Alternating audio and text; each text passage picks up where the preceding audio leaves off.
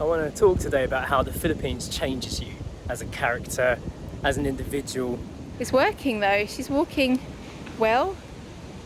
I want to explain how being on these beautiful islands and visiting all of these wonderful places, meeting all of these people, has changed the way we interact with the world.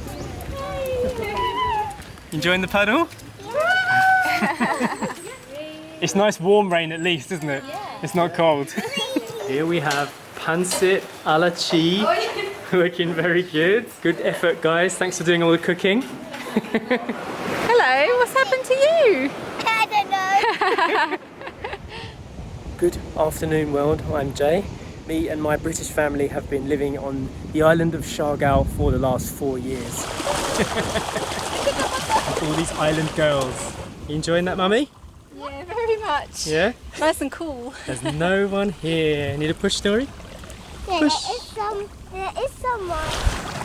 Dad, Yeah? how about we push Mummy and me at the same time, maybe? Okay. Amazing. Wow. If you don't know the story, we were locked down here during the pandemic and then we just fell in love with the place and decided to stay. But this isn't the first time we've been to the Philippines. We came here back in 2015 to visit my wife's father, who decided he wanted to live in the Philippines a long time ago, but hadn't quite committed to it yet. Bring them up. Take it away. Take it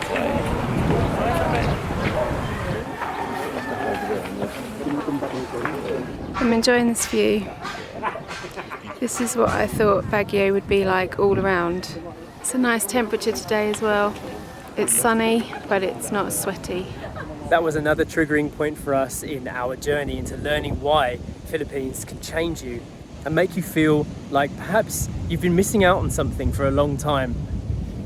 So as I mentioned, we're a British family, which means that we were born and raised in England, London to be specific. I am currently here by myself in the Philippines because my wife has taken my daughter back to England to see family.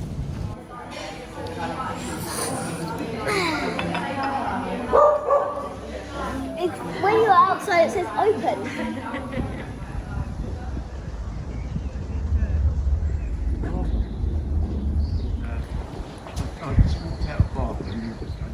And reconnect with the people over on that side of the world.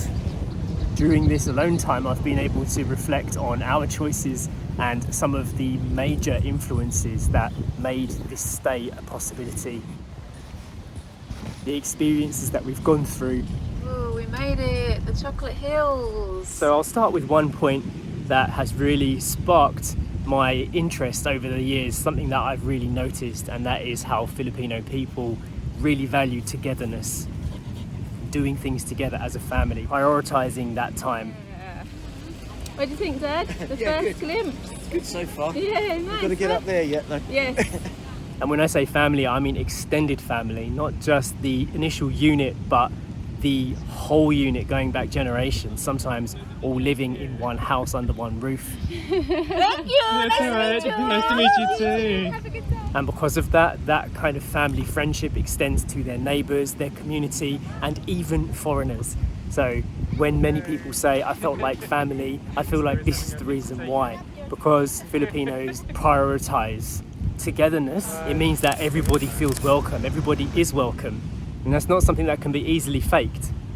I think this is a very important point for British people in particular, talking from my perspective, because we grow up in households, at least in my generation, where you would have your initial units, and then as you grow older, you separate and you go your different directions. The last time Uncle Jay saw you a baby. Yeah. You very rarely see grandparents living in the same house as parents and children in the same place. It doesn't really happen. I think this is because of space. We don't have enough space in our homes. It's expensive to own land, so we can't have like huge communities of people. And so I feel like it's more noticeable when you come to a country like this, where people are still doing that kind of thing, whereas I feel like we've been getting away from that in the UK for quite some time. I mentioned that Sacha and Story are in the UK right now, and she has been sending me footage of her efforts to gather the family together in England for these 3 weeks to a month, so she can really spend time together. and maximise all of the time that we've actually spent apart by living abroad. It's lovely to see my daughter associating and being so friendly and being so connected with her cousins again. And one factor that we always have to take into account is that whenever we go back to the UK to visit family, it has to be during certain school holiday times so that everybody gets a chance to see each other. When the kids go back to school and when the parents go back to work and we all go back to our individual households all over the country, we don't see each other as often as we would like to. I also don't think that us British people do this on purpose. I think it has a lot to do with our economy, it has a lot to do with how much things cost. Community living is not something that can be easily achieved in the UK without being a millionaire. And I feel like this separates the units more and more.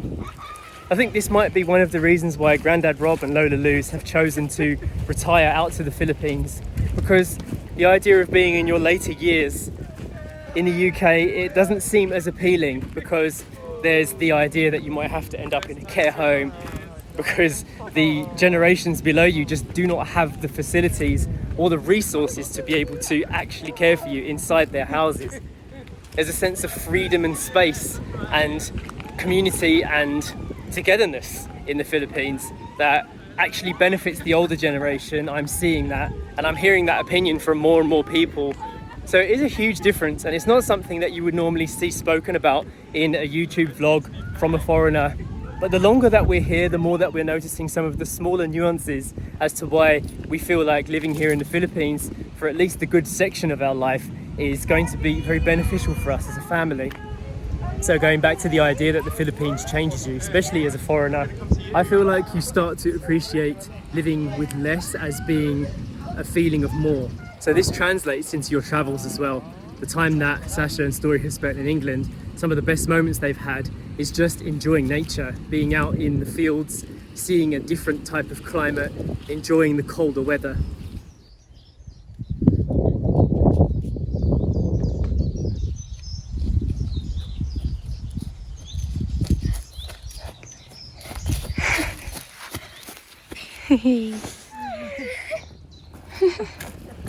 When you start to simplify down what it is that makes you actually happy, you can go and seek those things out more often. Over in the West, I feel like there's a lot of focus on spending money on stuff. It's very capitalist, and if you're not consuming something, if you're not buying something or doing some kind of big paid for experience, then perhaps it's not as valuable. Whereas you can get the same amount of joy, maybe even more, from just going for a walk with your friends and experiencing a little bit of nature, going out into a short hike or walking the dogs. I feel like you appreciate these things more as you get older as well, how simplicity is actually very, very valuable. And here, I again feel like that's prioritized here. There's a lot of people in the country that don't have as much money, so they'll find a way to make an experience more valuable with less. And that rubs off on you, I think. It was very cute to see Story playing with her cousins, them walking around in my mum's garden in their little school uniforms. They just finished their day at school and Story had been waiting for them so that they could play together in the afternoon. What are you? What are you, Story? You're the grumpy granny. There was a small window of time for them to be together that day, and that leads me to my next point, which is of freedom. Our daughter Story, she's homeschooled here. It's a choice that we made, and it really does allow us a level of freedom that I forget we have sometimes. I read just recently that in the UK, if you take too many unauthorised days off for your children, for example, if you wanted to go on a longer holiday and they hadn't been approved for that, you can pay up to £160 as a penalty per child, per parent. So that's 10,000 pesos per child per parent as a fine for perhaps taking a few extra days of holiday or deciding that you wanted to take a longer weekend because you wanted to spend more time with your kids, not getting it approved properly. And that, I understand why it happens, but at the same time, I'm so glad that we're not forced underneath that type of rule system.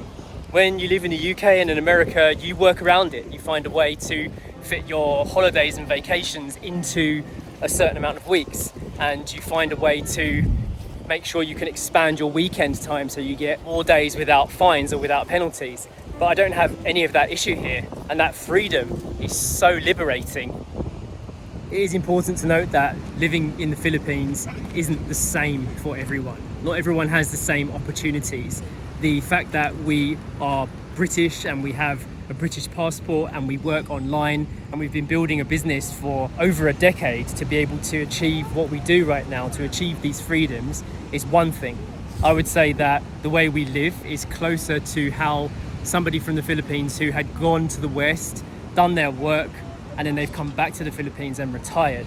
That's how our lifestyle is comparable to. There are many younger people out there still trying to figure it out that probably are under the similar kind of rule systems that we have in the West, even here in the Philippines.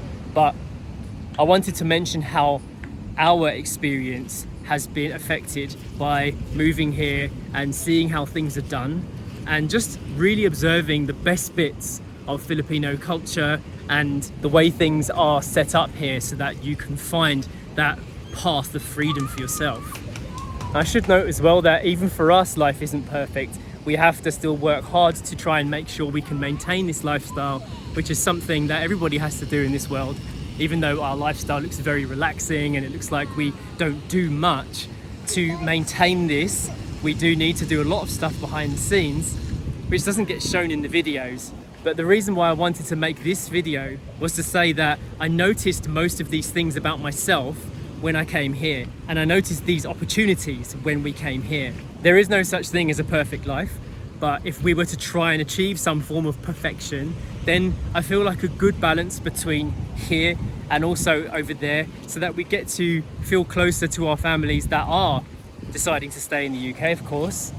And I think the final observation I would like to talk about is how being here definitely does make you more resilient as a person. It makes you understand that once your expectations are lowered, once you can truly appreciate the simple things and the freedoms that you are awarded by being here and finding that little section of the world that gives you most of your joy, ticks most of your boxes, then life starts to get really good. And that resilience that you see from the people here, how they can build something out of nothing, how they can survive all these big storms and just carry on, how they can make the most out of a bad situation and make it a good situation. Those kind of things I feel have rubbed off on us as a family, and that's the reason why we decided to stay here long term. So I'm very excited that my family will be coming back to me in a few days' time. We've been apart for a whole month and it's made us realise how much we appreciate each other, of course. The next time the England trip is scheduled, I will definitely be going along for the ride, because I do feel like I missed out on seeing some really nice moments, but at least I got to live them through this video. It was so lovely to see Story and Sacha just flowing back into life there with the family, meeting up with all the different people from around the country. And in a way, kind of tying everybody together again, threading everybody together for a few weeks. There you go, this is better. It's a bit more quiet. For that beautiful family bond. England is a very beautiful country, and I feel like there's a lot of things that we as nations can learn from each other. There are things that work really well and better in the UK than they do in the Philippines, and there are lots of things that are better out here too, depending on your perspective. And in my mind, the best way to explain how I feel about everything is finding the perfect balance between it all. And we will get there one day. That will do, thank you. It's only small. It's got birds and meerkat type creatures. Really? I didn't know that.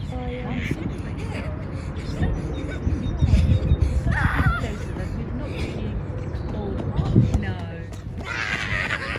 I'm going to do the shout out for today, and today that is going to some interesting stuff. I can see that you have been a member of the Weekend Vlog Club, which means that you get to see the exclusive weekend vlogs that go up on Sundays. I just published one yesterday. In those weekend vlogs, we talk a little bit more in depth about the things that make life possible here, the things that we face, the challenges that we face, in a more raw and unedited format. So if you're interested in becoming a member and checking out some of our extra content, click the link, the join button down below, or you can also join our Patreon, which is a similar thing, just depends which platform you prefer. Also, a quick update on the Recycling Studio Global Giving campaign. As you can see, we are over a third of the way there now. We've been picking up a lot of donations from abroad, especially from Canada and from the UK, which is fantastic, which shows that you really care about the world. And there's going to be some exciting developments. I've actually spoken to Sunny, and she said that they're putting the roof on now, so we'll be going to see some of that and perhaps join in the building process. Hope you enjoyed today's little video vlog update, and we will see you in the next one. Bye.